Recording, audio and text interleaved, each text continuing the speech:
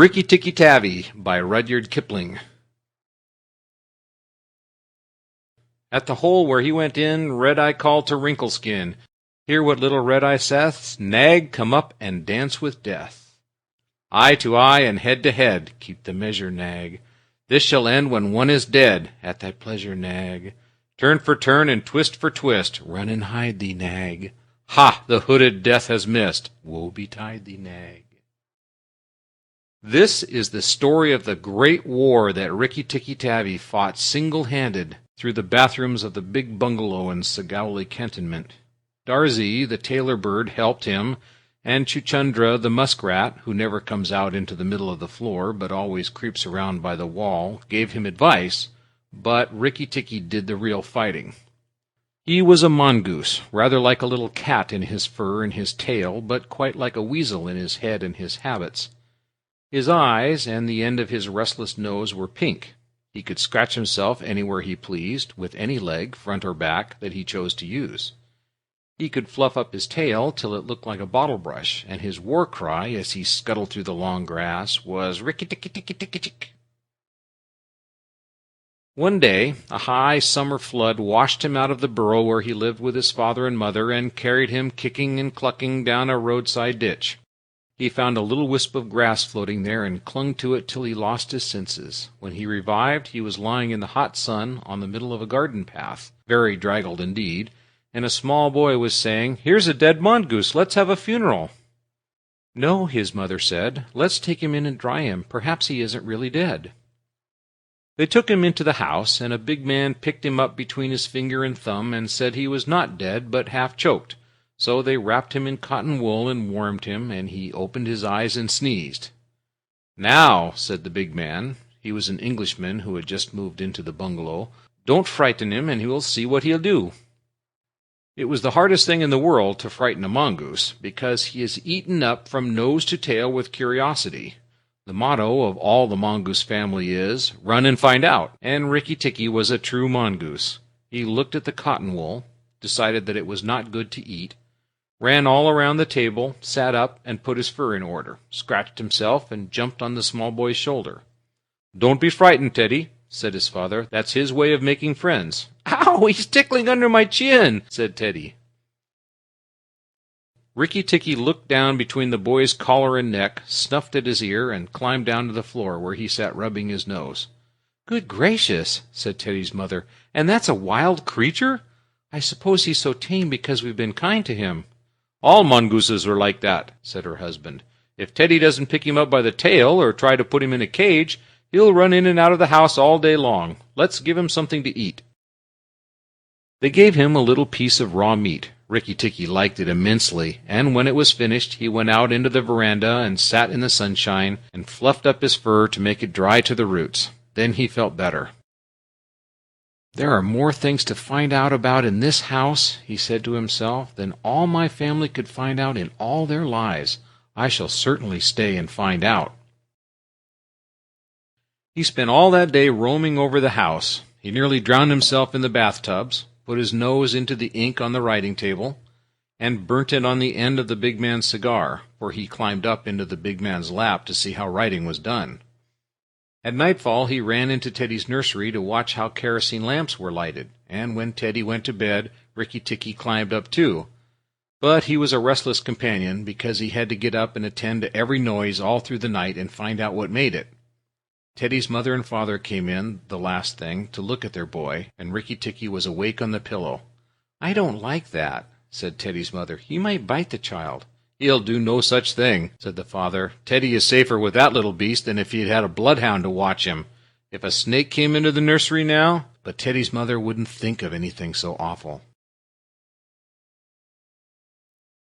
Early in the morning, Rikki Tikki came to early breakfast in the veranda, riding on Teddy's shoulder, and they gave him banana and some boiled egg, and he sat on all of their laps, one after the other, because every well-brought-up mongoose always hopes to be a house mongoose some day and have rooms to run in, and Rikki Tikki's mother, she used to live in the general's house in Sagowli, had carefully told Rikki what to do if he ever came across white men.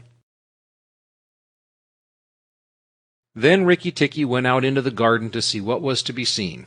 It was a large garden, only half cultivated, with bushes as big as summer houses of Marshal Niel roses, lime and orange trees, clumps of bamboos, and thickets of high grass. Rikki Tikki licked his lips. "This is a splendid hunting ground," he said, and his tail grew bottle-brushy at the thought of it. And he scuttled up and down the garden, snuffling here and there, till he heard very sorrowful voices in a thorn bush. It was Darzee, the tailor bird, and his wife. They had made a beautiful nest by pulling 2 big leaves together and stitching them up the edges with fibers, and had filled the hollow with cotton and downy fluff. The nest swayed to and fro as they sat on the rim and cried. "What is the matter?" asked Rikki Tikki. "We are very miserable," said Darzee. "One of our babies fell out of the nest yesterday, and Nag ate him." Said Rikki Tikki. "That is very sad, but I am a stranger here. Who is Nag?" Darzee and his wife only cowered down in the nest without answering, for from the thick grass at the foot of the bush there came a low hiss, horrid, cold sound that made Rikki Tikki jump back 2 clear feet. Then, inch by inch, out of the grass rose up the head and spread hood of Nag, the big black cobra, and he was 5 feet long from tongue to tail. When he had lifted 1/3 of himself clear of the ground, he stayed balancing to and fro, exactly as a dandelion tuft balances in the wind, and he looked at Rikki Tikki with the wicked snake's eyes that never change their expression, whatever the snake may be thinking of. "Who is Nag?" said he. "I am Nag. The great god Brahm put his mark upon all of our people when the first cobra spread his hood to keep the sun off Brahm as he slept. Look and be afraid." He spread out his hood more than ever, and Rikki Tikki saw the spectacle mark on the back of it that looks exactly like the eye part of a hook-and-eye fastening. He was afraid, for a minute. But it is impossible for a mongoose to stay frightened for any length of time, and though Rikki Tikki had never met a live cobra before, his mother had fed him on dead ones, and he knew that all a grown mongoose's business in life was to fight and eat snakes. Nag knew that too, and at the bottom of his cold heart he was afraid. "Well," said Rikki Tikki, and his tail began to fluff up again, "marks or no marks, do you think it is right for you to eat fledglings out of a nest?" Nag was thinking to himself, and watching the least little movement in the grass behind Rikki Tikki. He knew that mongooses in the garden meant death sooner or later for him and his family, but he wanted Rikki Tikki off his guard, so he dropped his head a little and put it to one side. "Let us talk," he said. "You eat eggs. Why should I not eat birds?"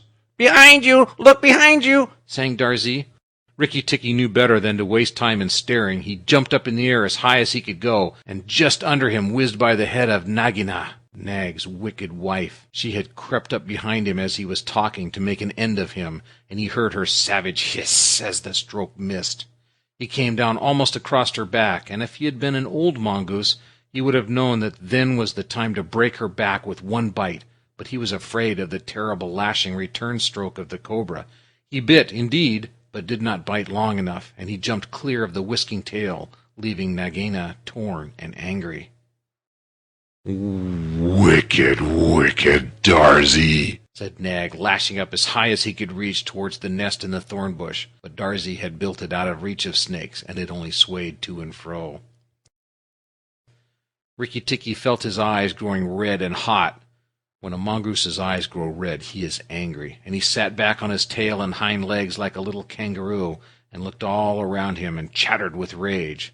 But Nag and Nagina had disappeared into the grass. When a snake misses its stroke, it never says anything or gives any sign of what it means to do next. Rikki Tikki did not care to follow them, for he did not feel sure that he could manage 2 snakes at once. So he trotted off the gravel path near the house and sat down to think. It was a serious matter for him. If you read the old books of natural history, you will find they say that when the mongoose fights the snake and happens to get bitten, he runs off and eats some herb that cures him. This is not true. The victory is only a matter of quickness of eye and quickness of foot. Snakes blow against mongooses jump. and as no eye can follow the motion of a snake's head when it strikes, that makes things much more wonderful than any magic herb. Rikki Tikki knew that he was a young mongoose, and it made him all the more pleased to think that he had managed to escape a blow from behind. It gave him confidence in himself, and when Teddy came running down the path, Rikki Tikki was ready to be petted. But just as Teddy was stooping, something flinched a little in the dust, and a tiny voice said, "Be careful, I am Death." It was Karate, the dusty brown snakeling that lies for choice on the dusty earth, and his bite is as dangerous as the cobra's. But he is so small that nobody thinks of him, and so he does the more harm to people. Rikki Tikki's eyes grew red again, and he danced up to Karate with the peculiar rocking, swaying motion that he had inherited from his family. It looks very funny, but it is so perfectly balanced a gait that you can fly off from it at any angle you please, and in dealing with snakes this is an advantage.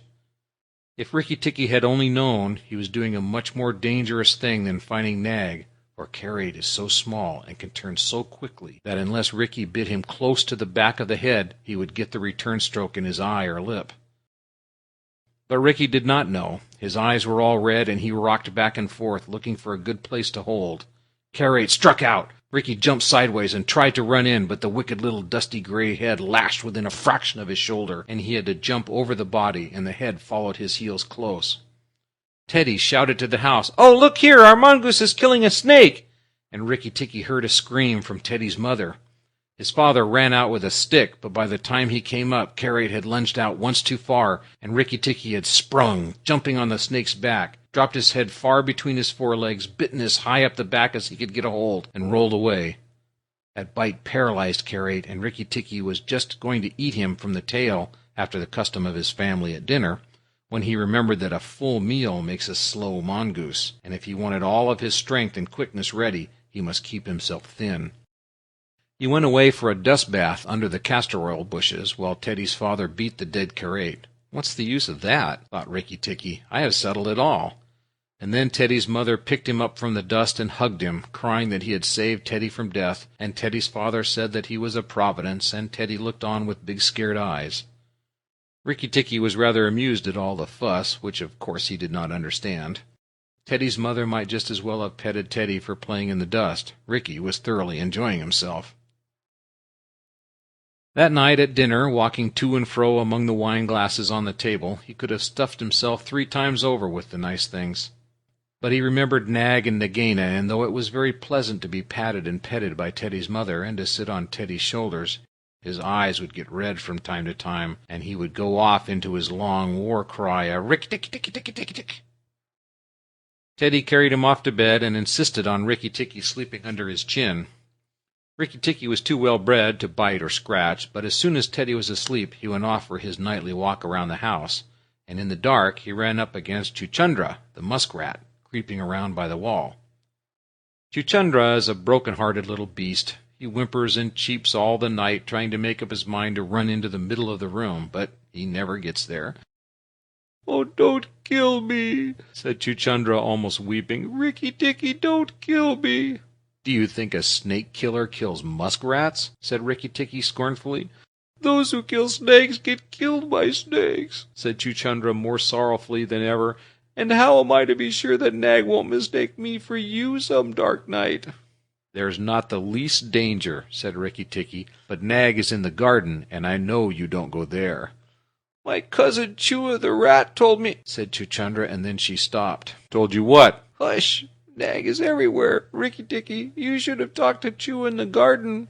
"I didn't, so you must tell me. Quick, Chuchundra, or I'll bite you." Chuchundra sat down and cried till the tears rolled off his whiskers. "I'm a very poor man," he sobbed.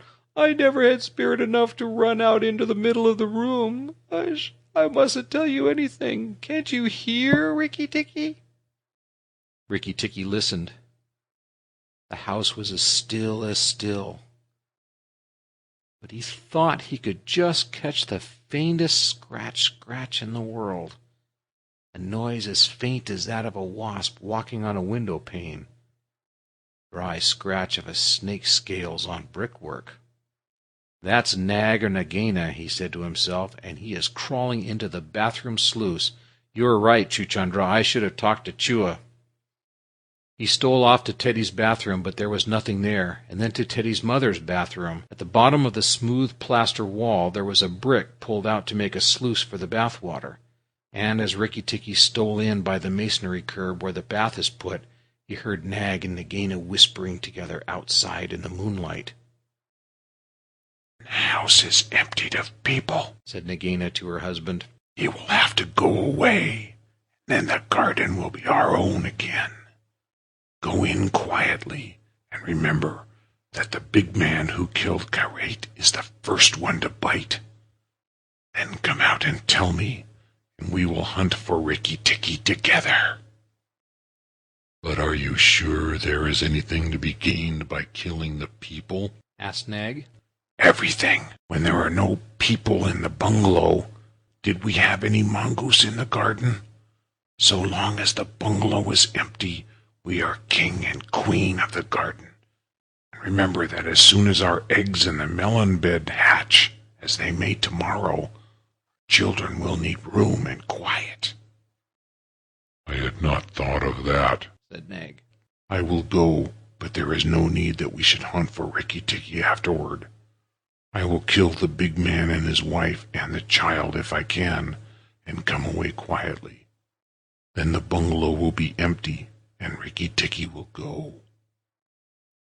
Rikki Tikki tingled all over with rage and hatred at this, and then Nag's head came through the sluice, and his 5 feet of cold body followed it. Angry as he was, Rikki Tikki was very frightened as he saw the size of the big cobra. Nag coiled himself up, raised his head, and looked into the bathroom in the dark, and Rikki could see his eyes glitter. "Now if I kill him here, Nagaina will know, and if I fight him on the open floor, the odds are in his favor. What am I to do?" said Rikki Tikki Tavi. Nag waved to and fro, and then Rikki Tikki heard him drinking from the biggest water jar that was used to fill the bath. "That is good," said the snake. "Now when Karate was killed, the big man had a stick. He may have that stick still, but when he comes in to bathe in the morning, he will not have a stick. I shall wait here until he comes. Nagaina, do you hear me? I shall wait here in the cool till daytime." There was no answer from outside, so Rikki Tikki knew Nagaina had gone away. Nag coiled himself, coil by coil, around the bulge at the bottom of the water jar, and Rikki Tikki stayed as still as death. After an hour he began to move, muscle by muscle, toward the jar. Nag was asleep, and Rikki Tikki looked at his big back, wondering which would be the best place for a good hold. "If I don't break his back at the first jump," said Rikki, "he can still fight, and if he fights, oh, Rikki." He looked at the thickness of the neck below the hood, but that was too much for him, and a bite near the tail would only make Nag savage. "Must be the head," he said at last, "the head above the hood. When I am once there, I must not let go." Then he jumped. The head was lying a little clear of the water jar, under the curve of it, and as his teeth met, Rikki braced his back against the bulge of the red earthenware to hold down the head. This gave him just 1 second's purchase, and he made the most of it.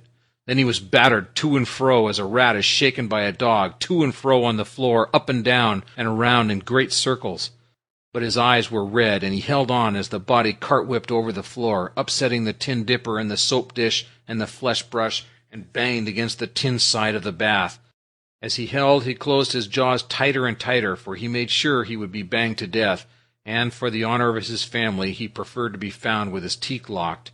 He was dizzy, aching, and felt shaken to pieces when something went off like a thunderclap just behind him. A hot wind knocked him senseless, and red fire singed his fur. The big man had been wakened by the noise, and had fired both barrels of a shotgun into Nag just behind the hood.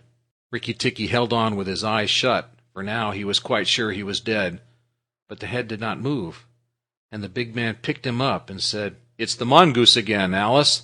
The little chap has saved our lives now." Then Teddy's mother came in with a very white face and saw what was left of Nag, and Rikki Tikki dragged himself to Teddy's bedroom and spent half the rest of the night shaking himself tenderly to find out whether he really was broken into 40 pieces, as he fancied. When morning came, he was very stiff, but well pleased with his doing. Now I have Nagaina to settle with, and she will be worse than 5 nags, and there's no knowing when the eggs she spoke of will hatch. Goodness, I must go and see Darzee, he said. Without waiting for breakfast, Rikki Tikki ran to the thorn bush where Darzee was singing a song of triumph at the top of his voice. The news of Nag's death was all over the garden, for the sweeper had thrown the body on the rubbish heap. "Oh, you stupid tuft of feathers!" said Rikki Tikki angrily. "Is this the time to sing? Nag is dead, is dead, is dead!" sang Darzee. "The valiant Rikki Tikki caught him by the head and held fast. The big man brought the bang stick, and Nag fell into 2 pieces. He will never eat my babies again." "All that's true enough, but where's Nagaina?" said Rikki Tikki, looking carefully around him. "Nagaina came to the bathroom sluice and called for Nag," Darzee went on, "and Nag came out at the end of a stick. The sweeper picked him up on the end of a stick and threw him upon the rubbish heap. Let us all sing about the great, the red-eyed Rikki Tikki!" And Darzee filled his throat and sang. "Oh, if I could get up to your nest, I'd roll all your babies out," said Rikki Tikki. "You don't know when to do the right thing at the right time. You're safe enough in your nest there, but it's war for me down here. Stop singing a minute, Darzee." "For the great, the beautiful Rikki Tikki's sake, I will stop," said Darzee. "What is it, O killer of the terrible Nag?" "Where is Nagaina?" for the 3rd time. "On the rubbish heap by the stables, mourning for Nag. Great is Rikki Tikki with the white teeth." "Oh, bother my white teeth. Have you heard where she keeps her eggs?" "In the melon bed on the end nearest the wall, where the sun strikes nearly all day. She hid them there weeks ago." "And you never thought it worthwhile to tell me? The end nearest the wall, you said?" "Rikki Tikki, you're not going to eat her eggs?" "Not eat exactly, no. Darzee, if you have a grain of sense, you will fly off to the stables and pretend that your wing is broken, and let Nagaina chase you away to this bush. I must get to the melon bed, and if I went there now, she would see me." Now Darzee was a feather-brained little fellow who could never hold more than one idea at a time in his head, and just because he knew that Nagaina's children were born in eggs like his own, he didn't think at first that it was fair to kill them. But his wife was a sensible bird, and she knew that cobra's eggs meant young cobras later on, so she flew off from the nest and left Darzee to keep the babies warm and continue his song about the death of Nag. Darzee was very like a man in some ways. She fluttered in front of Nagaina by the rubbish heap and cried out, "Oh, my wing is broken! The boy in the house threw a stone at me and broke it!" Then she fluttered more desperately than ever. Nagaina lifted up her head and hissed, "You warned Rikki Tikki when I would have killed him. Indeed and truly you have chosen a bad place to be lame in." And she moved towards Darzee's wife, slipping along over the dusk. "The boy broke it with a stone!" shrieked Darzee's wife. "Well, it may be of some consolation to you when you're dead to know that I shall settle accounts with the boy. My husband lies on the rubbish heap this morning, but before night the boy in the house will lie very still. What is the use of running away? I am sure to catch you, little fool. Look at me." But Darzee's wife knew better than to do that, for a bird who looks at a snake's eyes gets so frightened that she cannot move. Darzee's wife fluttered on, piping sorrowfully and never leaving the ground, and Nagaina quickened her pace.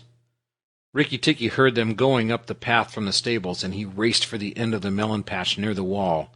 There, in the warm litter about the melons, very cunningly hidden, he found 25 eggs, about the size of a bantam's eggs, but with whitish skin instead of shell. "I was not a day too soon," he said, for he could see the baby cobras curled up inside the skin, and he knew that the minute they were hatched they would each kill a man or a mongoose. He bit off the tops of the eggs as fast as he could, taking care to crush the young cobras, and turned over the litter from time to time to see whether he had missed any.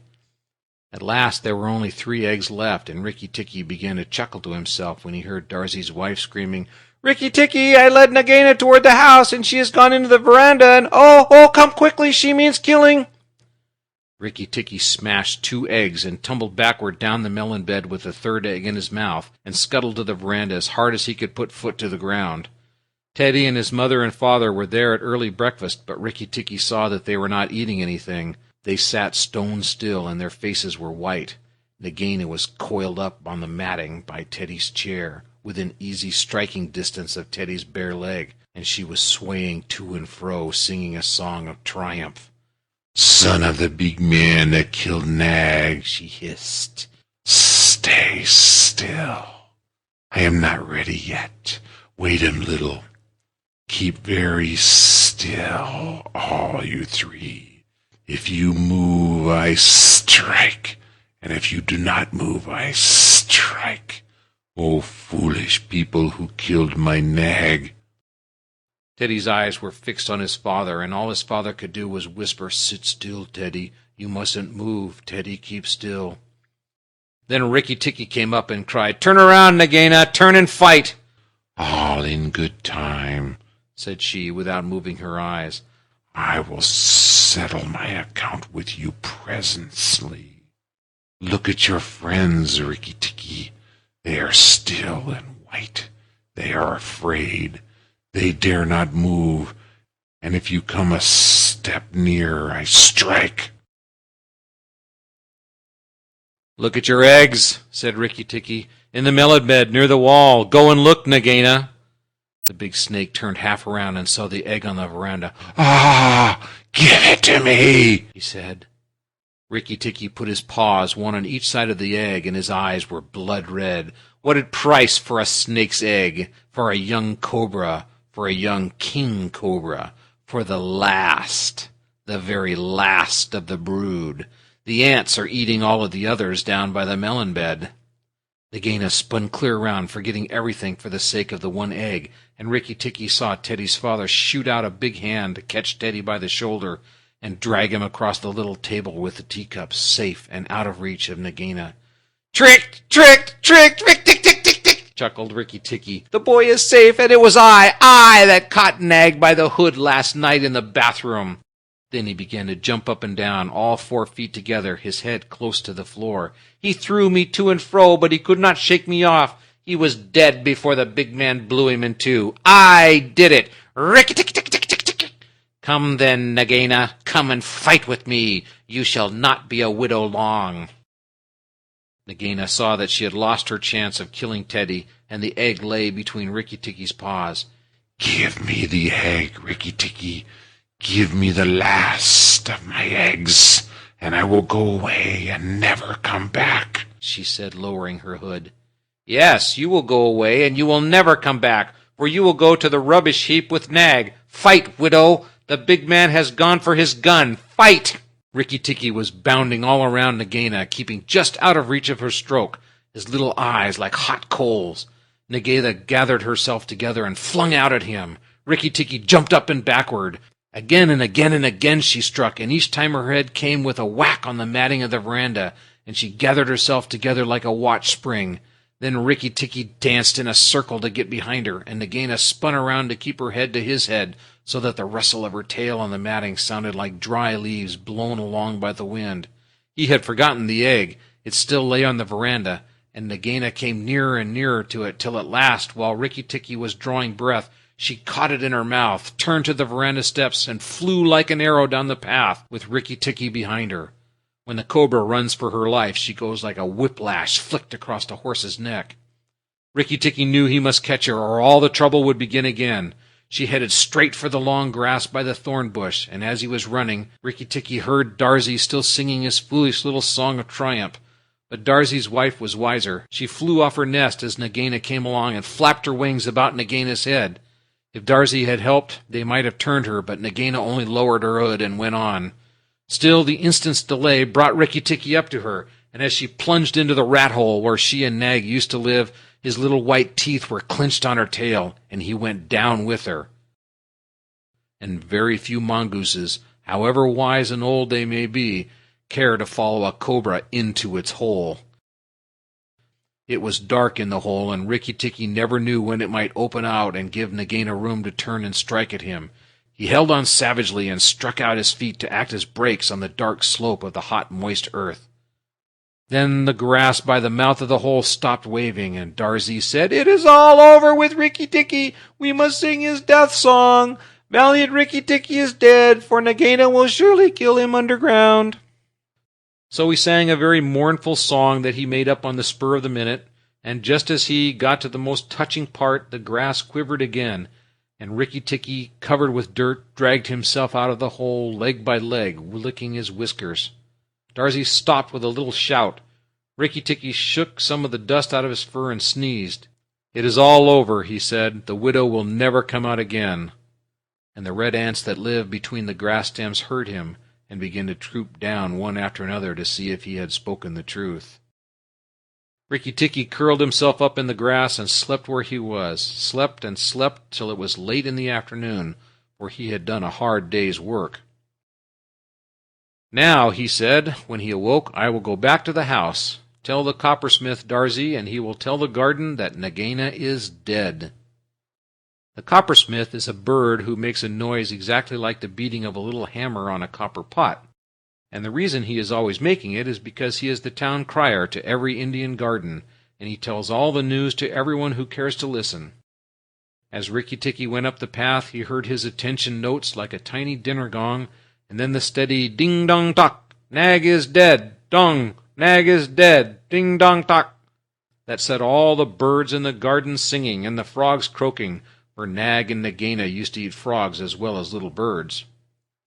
When Rikki got to the house, Teddy and Teddy's mother, she still looked very white, for she had been fainting, and Teddy's father came out and almost cried over him, and that night he ate all that was given him until he could eat no more, and went to bed on Teddy's shoulder, where Teddy's mother saw him when she came to look late at night.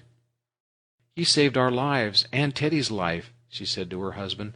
"Just think, he saved all our lives." Rikki Tikki woke up with a jump, for all mongooses are light sleepers. "Oh, it's you," he said. "What are you bothering for? All the cobras are dead, and if they weren't, I'm here." Rikki Tikki had a right to be proud of himself, but he did not grow too proud, and he kept that garden as a mongoose should keep it, with tooth and jump and spring and bite, till never a cobra dared showed its head inside the walls.